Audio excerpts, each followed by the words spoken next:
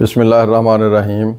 अल्लाह पाक दा लख लख शुक्र आ कि अज असीं वो दिन देखिया कि जिस दिन दे असीं बहुत देर तो इंतज़ार च सी कि असीं जिस दिन भर्ती होण गए वो दिन भी सानूं याद आ कि भर्ती होण वास्ते लाइन च लगे सी और अज अलहमदुलिल्लाह असीं अपना मुकम्मल पीरियड करके बाइज्जत तरीके दे नाल सानूं DPO साहब ने बहुत ही प्रोटोकोल दे नाल बहुत इज्जत दे नाल अलविदा कीता। उन्हां दी चाहे और इन्हां दा जिहड़ा साडे नाल गुफ्तगू आ वो सानूं सदा याद रहेगी। उन्हां दी मुहब्बत और प्यार और जिहड़े मेरे नाले भाई है इन्हां दे नाल रल के असीं बहुत अच्छा वक्त गुजारिया तो सही दुआ गो हाँ कि अल्लाह पाक मेरे महकमे पुलिस दे उत्ते अपने नबी पाक सल्लल्लाहु अलैहि वसल्लम दे सदके इन्हां नूं अपने हिफ्ज़-ए-मान च रखे और इन्हां नूं दिन दुगनी रात चौगनी तरक्की अता फरमाए।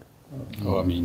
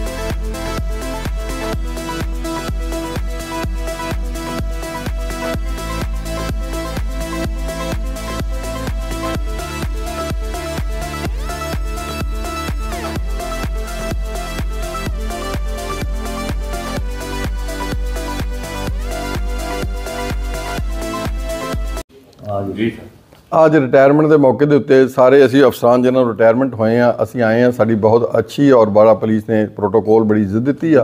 इस तरह जनाब DPO साहब टोबे का असी लख लख दफ़ा शुक्रगुजार हाँ, बहुत उन्होंने मशहूर हाँ कि उन्होंने अपने सानू मतहता इन्नी इज्जत और एहतराम के नाल विदा किया। ये दिन सानू जिहड़ा नाताह याद रहेगा और असी महकमा पुलिस लिए दुआ गो हाँ कि अल्लाह पाक साडे महकमे दे इस तरह ही महकमे नूं दिन दुगनी रात चौगनी तरक्की दा देवे और साडे अफसरान ते जवानां नूं हमेशा अपने हिफ्ज़-ए-मान च रखे। आमीन सुम्मा आमीन।